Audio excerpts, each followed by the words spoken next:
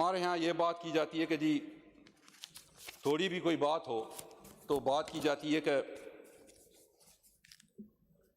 सिंध तो बाबा ॾेई छॾियो, सिंध तो बाबा विकिणी छॾियो, सिंध जो पानी ॾेई छॾियो, 18वीं तरमीम ख़त्म करे छॾियो, सिंध टुकड़ा टुकड़ा करे सौदोबाजी करे लिखी ॾेई आया, प्रेसिडेंसी में इहो फ़ैसिलो थी वियो, आसिफ ज़रदारी सयूं करे छॾियूं। 6वीं तरमीम अचे तो उन में जेके असांजा दोस्त वेठा आहिनि जेके उहे ॻाल्हि इहा कंदा त बाबा पीपल्स पार्टी तबाही करे छॾी, भींग करे छॾियऊं, सिंध विकिणी छॾियऊं, सिंध टुकड़ा थींदी हाणे, पाणी ॾेई छॾियऊं। इन हूअं 18वीं तरमीम जी मुखालफ़त कंदा हुआ, चवंदा हुआ बाबा इहा ख़तमु थियणु खपे, ऐं पोइ वरी हाणे आया त बाबा न 18वीं तरमीम ख़तमु पिया कनि।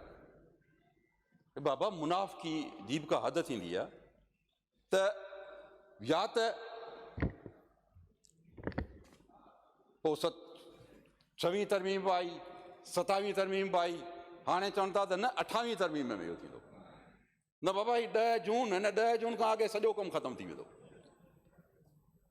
बेशर्माई सां बेहयाई सां नक जी अहिड़ी ॾाढाई सां इहा ॻाल्हि कई वेंदी आहे।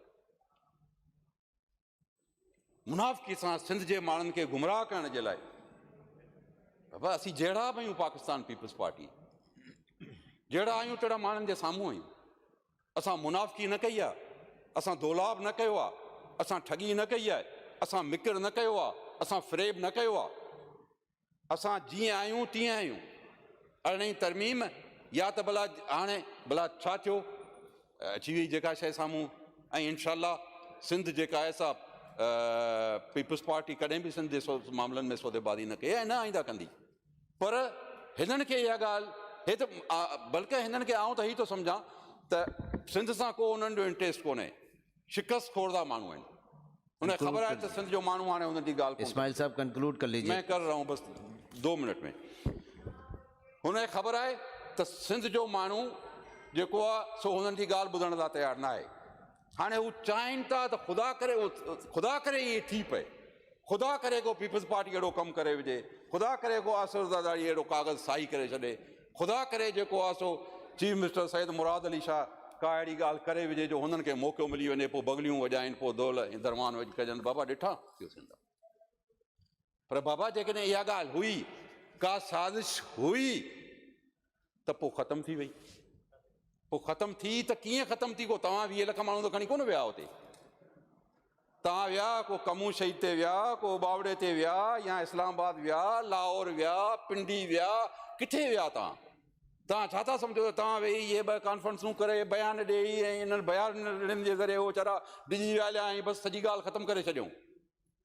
जेकॾहिं न त पोइ इहो मञो ऐं तस्लीम करियो त इहा पाकिस्तान पीपल्स पार्टी आहे, इहो आसिफ ज़रदारी आहे, इहो चेयरमैन बिलावल भुट्टो ज़रदारी आहे, जंहिंजे कोशिशनि सां सिंध जे ख़िलाफ़ु का बि साज़िश कामयाबु न थी आहे ऐं न थींदी इंशाअल्लाह।